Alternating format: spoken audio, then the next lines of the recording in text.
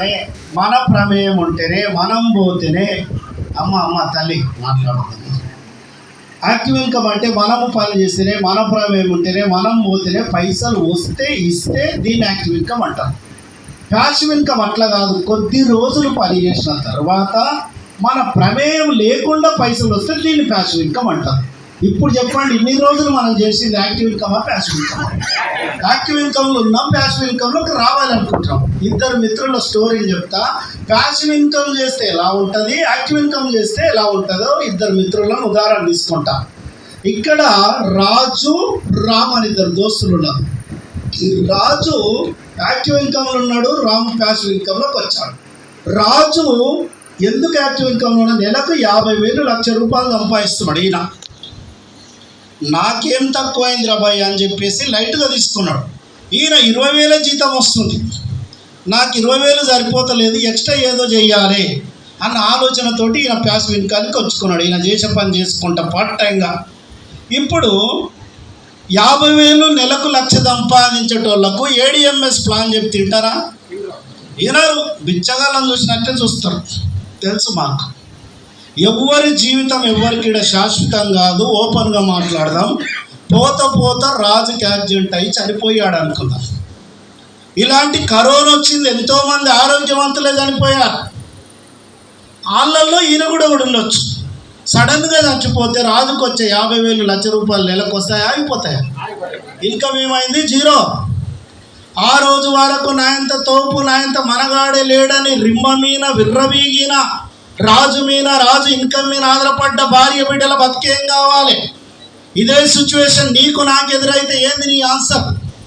ఇలా ఉండకూడదు నా ఫ్యామిలీ, నేను ఉన్నా సేపు ఉండాలి, లేకపోయినా సేపు ఉండాలని దూరదృష్టితోటి చేసే పని చేసుకుంటా సంవత్సరం గోల్ పెట్టుకొని ఏ గ్రూప్లో 100 మంది టీమును, బి గ్రూప్లో 100 మంది టీమును తయారు చేసుకున్నాడు. సేమ్ సిచ్యువేషన్ వచ్చి ఈయన చనిపోయాడు. ఈయనకు వచ్చే ఇన్కమ్ వస్తుందా? అయిపోతుందా? ఎవరికి వస్తుంది?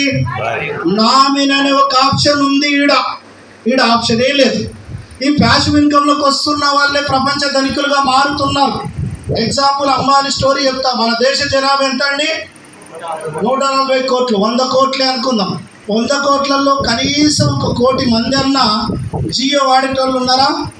ఇంకెక్కువ ఉంటారు. 10 రూపాయల రీఛార్జ్ అయితే ప్రతి ఒక్కరు చేస్తారు. బ్యాలెన్స్ 7, మిగతా 3 రూపాయలు టీడీఎస్, జిఎస్టీ అన్ని కట్టకంగా 1 రూపాయి మిగిలితే ఓనర్ పోతుంది. కోటీశ్వరునికి 1 రూపాయి చాలా చీపే. కానీ 1 కోటి మంది నుంచి ఒక్కొక్క రూపాయి వెళ్తే పర్ డే అని ఇన్కమ్ ఎంత అండి? 1 కోటి రూపాయలు. లాజిక్ చూడండి. 1 కోటి మంది అంబానీ అకౌంట్లో పడాలని రీఛార్జ్ చేసుకుంటారా? ఎవరి అవసరం కోసం వాళ్ళు రీఛార్జ్ చేసుకుంటారు? అంబానీ ఉదయం ఫోన్ చేసి నువ్వు రీఛార్జ్ చేసుకో నాకు ఇన్కమ్ వస్తుంది అంటాడా? అంబానీ మనందరికి అలవాటు చేసిండు.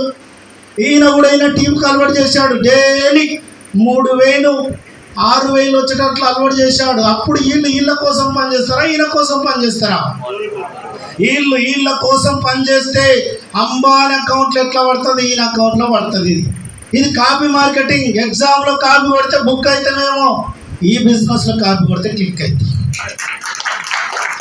ఇక్కడ 2 కుటుంబాలు ఉన్నాయి. ప్యాసివ్ ఇన్కమ్లో కుటుంబం ఉంది, యాక్టివ్ ఇన్కమ్లో కుటుంబం ఉంది. ప్యాసివ్ ఇన్కమ్లో భర్త ఉన్నప్పుడు ఇలా భార్య బిడ్డలు ఎలా ఉన్న వాళ్ళు చనిపోతే ఎలా ఉంటారు? యాక్టివ్ ఇన్కమ్లో భర్త ఉన్నప్పుడు ఎలా ఉన్నారు, చనిపోతే ఎలా ఉంటారు? గమనిద్దాం. ప్యాసివ్ ఇన్కమ్లో భర్త ఉన్నప్పుడు ఇలా భార్య బిడ్డలు డబ్బుల పరంగా, ఆర్థిక పరంగా ఎంత సంతోషంగా ఉన్నారో, భర్త చనిపోయిన తర్వాత అంతే హ్యాపీగా ఉండడానికి అవకాశం ఉంది. భర్త లేడానికి ఒక బాధ తప్ప. ఈ యాక్టివ్ ఇన్కమ్లో మనీ లేడు, మనిషి లేడు. భర్త చచ్చిపోతే భార్య 2 సార్లు ఏడుస్తుందంట. ఇన్ని రోజులు కలిసిమెలిసి ఉంటిమి కదా అని. తర్వాత రియలైజ్ అయ్యి ఏడుస్తుందంట. వీడు చచ్చిండు కానీ నన్ను నా పిల్లల్ని అనాథలను చేసి చచ్చిపోయి అనవసరంగా అవులగాన్ని చేసుకున్నాను ఫీల్ అవుతుందంట. ఆ ఫీలు నా భార్య బిడ్డలకి ఇవ్వద్దని ఒళ్ళు ఉంచుకొని 100 కిలోమీటర్లు ప్రయాణం చేసి శ్రీకాళహస్తి వరకు వచ్చిన నీ ఫీల్ ఏంటి? రాత్రి పూట నిద్రిస్తున్నప్పుడు సడన్గా మేలుకొస్తే నీ భార్య బిడ్డల మొక్కలు చూడు, నీవు ఉండవని ఎంత ధైర్యంగా నిద్రిస్తున్నారో. నీవే లేకపోతే ఏంది వాళ్ళ పరిస్థితి? ఒక్కరోజు ఊరికి వెళ్తే 50 రూపాయలు 100 రూపాయలు ఇచ్చిపోతావు. వారం రోజులు ఊరికి వెళ్తే 500 1000 రూపాయలు ఇచ్చిపోతావు. నీ సోమతను బట్టి పర్మనెంట్గా లేకపోతే ఎన్ని ఇచ్చిపోవాలి అనుకుంటున్నావు? ఏమైనా ఉంటే కదా ఇచ్చిపోనికే. మరి ఏం లేనప్పుడు ఏం చేస్తున్నావు ఇన్ని రోజులు? ఏం చేసినావు ఇన్ని రోజులు? 20 ఏళ్ళు దేవుడు ఛాన్స్ ఇస్తే ఏం చేస్తావు? ఎందుకు బతుకుతున్నావు భూమి మీద? నీకు నువ్వు క్వశ్చన్ చేసుకో. ప్రపంచంలో ఎవడెవరినన్నా మోసం చేయొచ్చు, నిన్ను నువ్వు మోసం చేసుకోవద్దు కదా. నేను ఒకటి అట్లే ఫీల్ అవుతా. కుక్క పుట్టింది సచ్చింది, దాసు పుట్టిండు సచ్చిండు, పంది కూడా పుట్టింది సచ్చింది, ఫలితం ఏముంది చెప్పు? ఏంది నీ ఆన్సర్? స్వామి వివేకానంద ఒకటే మాట అంటాడు, జీవితం చాలా చిన్నది, అందులో యవ్వనం ఇంకా చిన్నది. ఏమైనా సాధించాలంటే యవ్వనంలోనే. అదే వివేకానంద ఇంకో మాట అంటాడు, ఈ రోజుల్లో మగోడు కాకపోయినా ఆడవాళ్ళు ఓడ్చుకుంటారంట, ఆర్థికంగా లేకపోతే అసలు ఓడ్చుకోరంట. ఒకప్పుడు అనేవాళ్ళు మనీ మేక్స్ మెరీథింగ్ అనేవాళ్ళు, మనీ ఉంటే కొన్ని మాత్రమే. మనీ మేక్స్ ఇప్పుడు ఆల్ థింగ్ అయింది. ఇంట్లో భార్యని కిల్లు వేయాలంటే ఫస్ట్ పైసలు కావాల్సిందే. మోస్ట్ ఇంపార్టెంట్ డబ్బులు. ఏంది నీ పరిస్థితి? ఏం చేసినావు? ఇక్కడ ఈ వ్యాపారం లాస్ట్ ఒకటే మాట, లేట్ అయితే ఏమైతే సార్,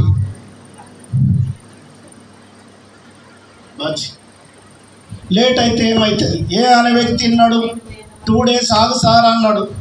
బి అనే వ్యక్తి అన్నాడు 3 days అన్నాడు. సి అనే వ్యక్తి అన్నాడు 5 days అన్నాడు. డి అనే వ్యక్తి డిసిజన్ ఇప్పుడే తీసుకుంటే ఈయన ముందు వస్తాడు, ఫస్ట్ ఇన్లో ఆయన కింద వస్తాడు. దీంట్లో ఏముంది? నెట్వర్క్లో ఉండే సీక్రెట్ ఇది. ఒక వ్యక్తికి ఇద్దరే, ఆ 3వ వ్యక్తి వచ్చిండంటే 2 కింద రావాల్సింది. ఆ 2 కింద వచ్చే వ్యక్తి పాండు సార్ కావచ్చు, కృష్ణ సార్ కావచ్చు, సుబ్బారావు సార్ కావచ్చు, రామ్ ప్రసాద్ సార్ కావచ్చు, కొన్ని 100,000 లీడర్లను తయారు చేసే లీడర్ కావచ్చు. మిస్ అవుతాము ఎప్పుడు వచ్చి లేట్ అయితే. పెద్దలు కన్లే కల్కారే సాజ్కా రాజ్కారే సబ్కా ఆలస్యం అమృతం విషం. అంత విలువైన వాక్యాలు తీసిగా మాట్లాడలేదు. దాని ఇంకా ఏదో బలమైన రీజన్ ఉంటుందంట. నీవు ఎప్పుడు బండి బుక్ చేసినా నీ సీనియర్కి వచ్చేది వస్తుంది. ఇప్పుడు బుక్ చేస్తే నీకు వచ్చేది వస్తుంది, టీం వస్తుంది. సార్ ఇంతకాలం చెప్తున్నావు కదా, అసలు నీకెంత వచ్చింది చెప్పు సార్, చూద్దాం. 40 సంవత్సరాలు నాకు 10 రోజులు సతాయించిన ఈ వ్యాపారంలోకి రానికి. ఎందుకు సతాయించిన అంటే 15,000 రూపాయలు లేక. నీకేమైంది సార్, గవర్నమెంట్ ఎంప్లాయీ కదంటే 5 తారీఖు అడుగుండి ఎవరి చేతులు ఎన్ని పైసలు ఉంటాయి? 1 తారీఖు వస్తాయి అబ్బాయి. ఇక నా పరిస్థితి ఇలా ఉందని 10 రోజులు సతాయించిన, పైసలు లేవని పక్కకి పెడితే ఇంట్రెస్ట్ లేదు. ఫస్ట్ ఫోన్ చేస్తే వీడు అప్పులో లేక న్యాయం పడ్డాడు ఏమో రాని బ్లాక్ లిస్ట్లో పెట్టిన ఫోన్.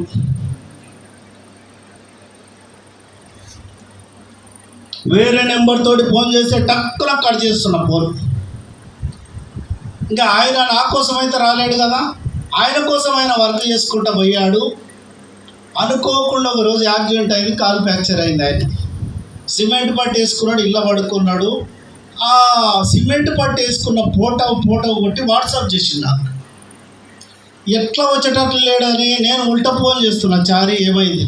లేదు మిత్రమా, ఇలా పోతుంటే ఇలా యాక్సిడెంట్ అయింది అది అని చెప్పిండు. ఎట్లా రాడు కదా అని రోజు ఫోన్ చేస్తూనే ఉన్నా. ఆయన నా అడ్రస్ మొత్తం డీటెయిల్స్, ఏడున్న లొకేషన్ అంతగా అనుకుంటున్నాడు. ఎట్లా రాడని ఉన్నాయని చెప్తున్నా. ఆయన ఇంటెన్షన్ ఏంటంటే వీడు రాడు, వస్తే వదలడు, ఈయన మాత్రం నేను వదలడు. ఆయన ఫీలింగ్. ఆయన ఏం చేశాడంటే ఆయన రాకుండా వాళ్ళ బాబును పంపించాడు మా ఇంటికి. బాబు కూడా నాకు క్లోజ్ అయ్యి వచ్చిండు. టిఫిన్ అయిపోయినాక, సార్ ఎప్పుడు బుక్ చేస్తాం సార్ బండి అంటాడు. ఆగ్రా బాబు, ఆలోచన చేస్తా.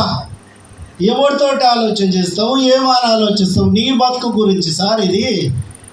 బాహుబలి అనే సినిమా నువ్వు చూసినావు, స్టోరీ నీ దోస్తుని అడిగితే అని చెప్తాడు. చూసిన నువ్వే నమ్ముతలేవు, చూడాలి నీ దోస్తు ఎట్లా నమ్ముతాడు?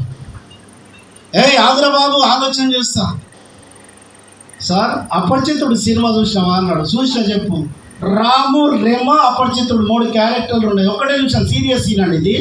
3 క్యారెక్టర్లు, ఏ క్యారెక్టర్కి సూటబుల్ అవుతావు సార్ అన్నాడు. జర డీసెంట్గా ఉంటుందేమో రాము క్యారెక్టర్ అని చెప్పిన. రాము పరిస్థితి ఏందో తెలుసా? తెలియదు చెప్పు. సదా హీరోయిన్ ఐ లవ్ చెప్పడానికి వస్తే I too love చెప్పాలన్నా వద్దా అని అతమామల పర్మిషన్ పోతాడంట. అది అని పరిస్థితి. నీ బతుకును దేవుడు వచ్చి మారవడానికి ఒక ఛాయిస్ ఇస్తున్నప్పుడు పక్కన పర్మిషన్ కావాలన్నా నీ బతుకు కోసం. పోయిన సంవత్సరం ఉగాది పండుగకు పట్టు చీర లేకపోతే కొట్లాడి ఇంట్లోకి వెళ్ళిపోయిందని మా డాడీతో చెప్తుంటేనే నిన్న పిల్లల స్కూల్ ఫీజులు కట్టలేక ఇంట్లో స్కూళ్ళకి వెళ్ళి ఎలగొడుతుంటే స్కూల్ పక్కన నీ ఇల్లు ఉన్నప్పుడు తప్పించుకొని తిరిగినావు, ఇజ్జత్ పోతుందని ఆ రోజులు గుర్తొస్తలేవా? ఆటో ఎక్కినా చెప్పు, ఏం రాసి ఉంటుంది? వాళ్ళ సామాన్ల కోడే బాధ్యుడు, నీ జీవితానికి నీవే బాధ్యుడవు సార్. ఏమనకుండా నిలబడితే మా డాడీని సతాయిస్తుంది, నన్ను సతాయిస్తుంది, ఈ వ్యాపారం నీకు అసలు అర్థం కాలేదు, అమౌంట్ లేదా అని అడిగాడు. అర్థమైంది కానీ అమౌంట్ లేదని గట్టిగా అన్నా. అదే మన ప్రొఫెషనల్ వాడు సార్ అట్లా చెప్పుకుంటున్నాం. 40 సంవత్సరాలు వచ్చిన 15,000 రూపాయలు లేని పరిస్థితిలో ఉన్నామంటే, 40 సంవత్సరాలు వచ్చిన బ్యాంకు బ్యాలెన్స్ 15,000 రూపాయలు మెయింటెనెన్స్ చేయని బతుకుతున్నామంటే తుని బతికేనా అన్నాడు. ఇక్కడ టచ్ అయ్యింది. 3 పిల్లలు ఉన్నారు. 20 సంవత్సరాలు అల్లారి ముద్దుగా కుటుంబంలో పెరిగి నీ కోసం అందరిని 5 నిమిషాలలో నచ్చినవని 3 ముళ్ళ బంధానికి ముడిపడి నీ కోసం బట్టలుకి బనిలుకి అవసరమైతే డ్రాయరుకి నువ్వు మరణించిన తర్వాత కూడా నీ ఫోటోకు దండేసి దేవుడని మొక్కే దేవత ఆమె. ఏం లైఫ్ ఇద్దామని పెళ్లి చేసుకున్నావు సార్ అన్నావు. ఇది కరోనా సిచ్యువేషన్ ఏమైనా జరగరాంది జరిగితే హాస్పిటల్లో పడితే వాళ్ళని కాపాడుకునే బతుకు కాదు, బతుకు లేదు, ఎందుకు బిల్డప్లు ఇస్తున్నావు సార్ అన్నాడు. చిన్న పిల్లగాడైన బుద్ధి వచ్చేటట్లు చెప్పాడని నచ్చజెప్పి పంపించాను వాడిని. ఆ రోజు 3:30 వరకు నిద్ర లేదు, చాలా ఎమోషనల్గా తీసుకున్నా. ఆ రోజు నా భార్య నా పిల్లలు నిద్రిస్తున్నారు, వాళ్ళ మీద ప్రమాణం చేసినా అయితే అడుక తీరాలి, లేకపోతే అయినట్టు బతకాలి, బతకకూడదని డిసైడ్ అయిన ఆ రోజు రాత్రి. నేను చేసే పనిలో గెలిస్తే నా ఫ్యామిలీకి నేను హీరో అవుతా, లక్షల కోట్లు ఏం లాస్ పోతలేదు, ఓడిపోతే నా పాతలు అయిపోయి నాకు ఉంటుంది. ఇది కాదురా నా లైఫ్ అని నిలబడ్డా. ఈరోజు 34 నెలలు అవుతుంది వ్యాపారం స్టార్ట్ చేసి. నిన్నటి వరకు నేను తీసుకున్న ఇన్కమ్ ఈ వ్యాపారం ద్వారా 4,42,47,000 రూపాయలు అక్షరాల సంపాదించడం జరిగింది. నేను తీసుకోవడం గ్రేట్ కాదు, నాతో పాటు జర్నీ చేస్తున్న నా టీం సభ్యులందరూ నిన్నటి వరకు తీసుకున్న ఇన్కమ్ 95 కోట్ల రూపాయలు సార్.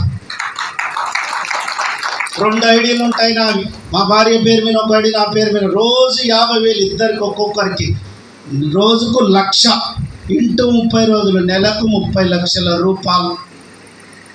కిక్కు లేదా, కొడతలేరు, డౌట్ ఉంటుంది. ఇట్లా చెప్తే నమ్మరేమో అని చాలా మంది శాస్త్రవేత్తలు ఉంటారని నాకు ముందే తెలిసి బ్యాంకు స్టేట్మెంట్ పెట్టుకొని తిరుగుతున్నా.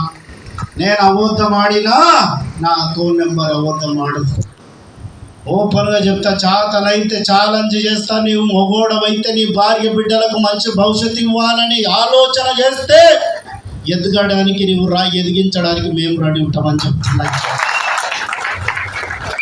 ఇదంతా విన్న తర్వాత చాలామంది ఏమంటారంటే, సార్ బాగానే ఉంది కానీ పైసలు లేవు సార్. పైసలు లేవు కాబట్టే పైసలు సంపాదించడానికి అవకాశం ఉందని గుర్తు చేస్తున్నాం. ఇంకొంతమంది అంటారు బ్యాచులర్ దగ్గరకు వస్తా, చేతులు లేకుండా బ్యాచులర్, పెళ్లి కానోళ్ళు. మీ పేరైతే సార్? పేరు అశోక్. మీరు వాడుతున్న ఫోన్ ఎంత? 10,000. ఏం కాదుగా సార్. మీరెంత? అయ్యా 20 సిగ్గుపడుతున్నాం, పెళ్లి కాలేదంటే. సరే, మీరు మీ పేరు ఏదైనా పేరు? సాయి కృష్ణ. మీరు వాడే ఫోన్ ఎంత? 17,000. అయితే సాయి కృష్ణ ఏం చేసిండంటే, సాయి కృష్ణ దగ్గరికి నేను వెళ్ళి, సాయి కృష్ణ 15,000తోటి 15 లక్షలు సంపాదించడానికి ఒక అవకాశం వచ్చింది సాయి కృష్ణ అంటే, నా దగ్గర పైసలు లేవు అంటున్నాడు కానీ 17,000 ఫోన్ మెయింటెనెన్స్ చేస్తున్నాడు. తప్పు కాదు, నో ప్రాబ్లం.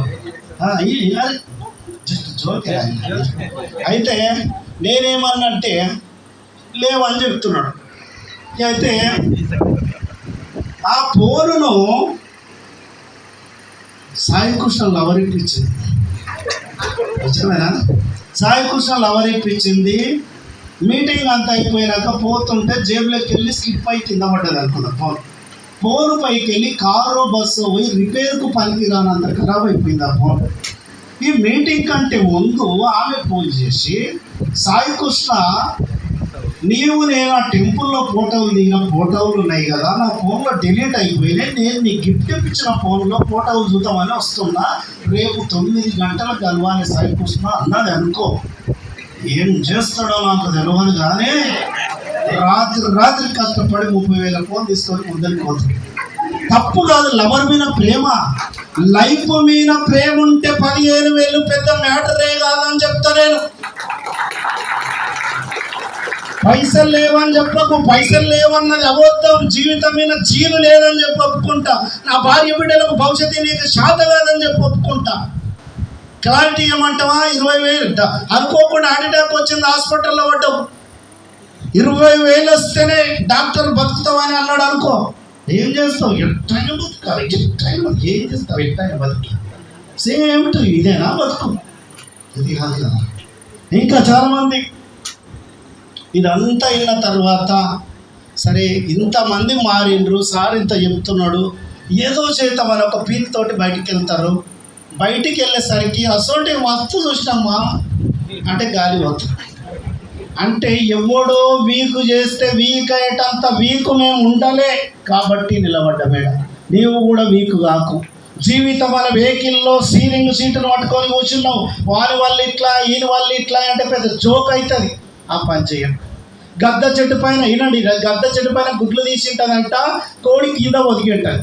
అనుకోకుండా గద్ద గుడ్డు గాలి కొట్టుకొచ్చి కోడి గుడ్లలో చచ్చిపెట్టాను.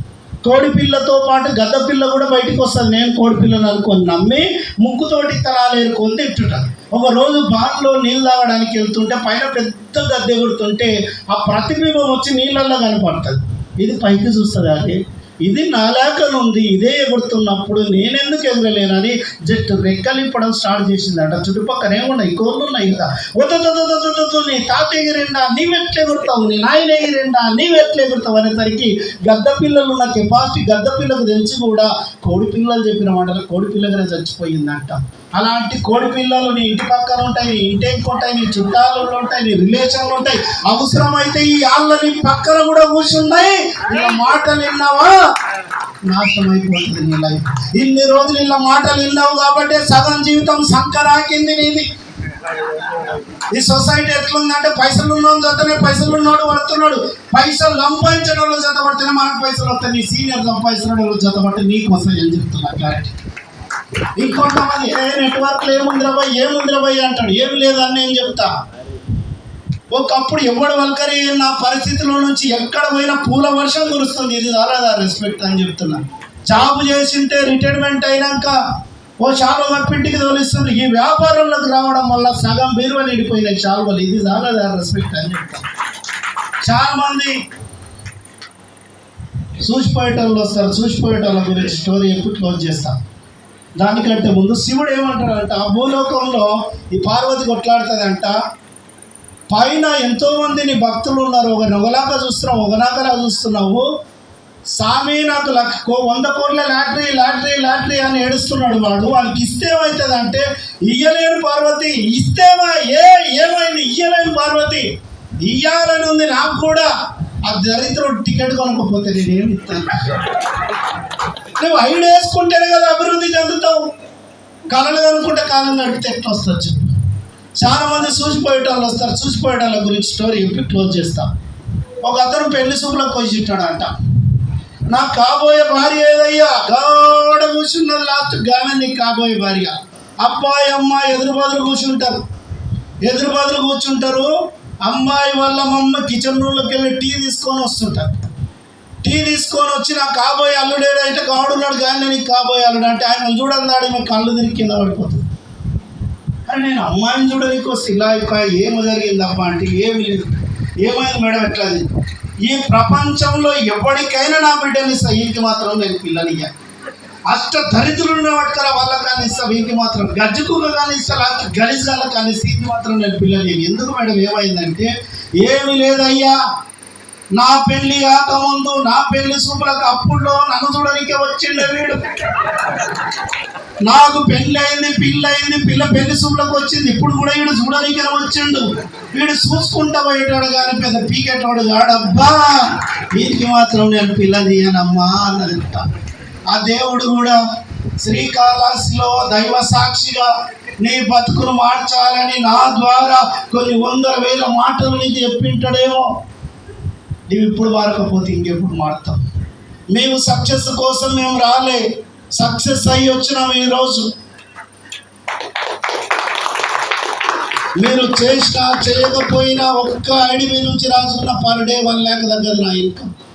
ఒక్కటే డిసైడ్ చెప్తున్నా, నేను మీరు బాగుపడడానికి కొన్ని 100,000 మాటలు చెప్పాను, ఒక్క మాట చెప్పు నాకు బాగుపడకూడదని, ఒక్క రీజన్ చెప్పుకుంటాం. ఇప్పుడు కాకపోతే ఎప్పుడు సాధిస్తాం. ADMS అంటే